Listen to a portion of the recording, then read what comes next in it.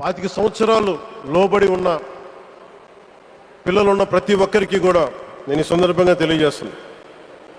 పిల్లల్ని సరైన దారిలో పెట్టడం, సరైన సంస్కారాలు నేర్పించడం చాలా చాలా అవసరం.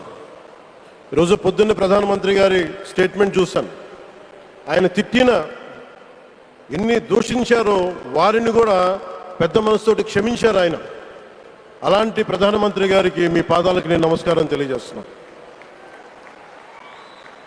నిజంగా మీ ఉన్నతి, మీ ఔన్నత్యం ఈరోజు చాలా చాలా స్ఫూర్తిదాయకం.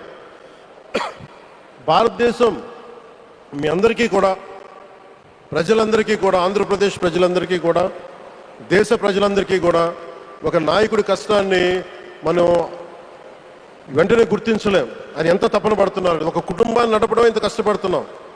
140 కోట్ల మంది ప్రజలు నడపడం ఎంత ఆషామాషి వ్యవహారం కాదు. ముందుకు తీసుకెళ్లే నాయకుడికి తెలుస్తుంది. అలాంటి వ్యక్తికి మనం ఏమి ఇవ్వగలం.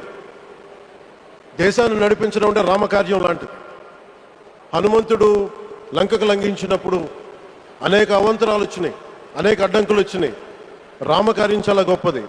అలాగే ఈరోజు ప్రధానమంత్రి గారు దేశాన్ని ముందుకు నడిపించేది బృహత్ కార్యం, చాలా మహాకార్యం అది.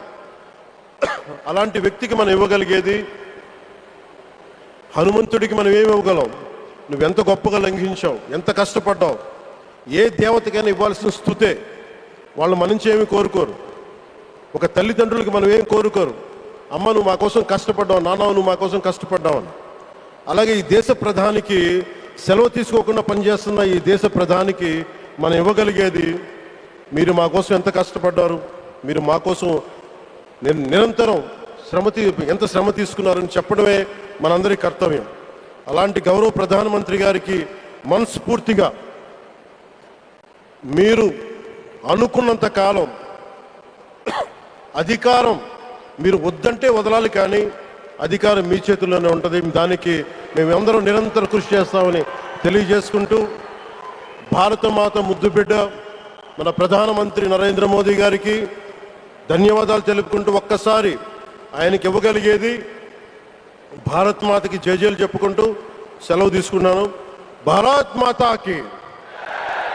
గౌరవ ప్రధానమంత్రి గారికి మరోమారు ధన్యవాదాలు తెలుపుకుంటూ, మీ ఆశీస్సులు మా అందరికీ కావాలి, రాష్ట్రానికి కావాలని తెలియజేసుకుని సెలవు తీసుకున్నాను.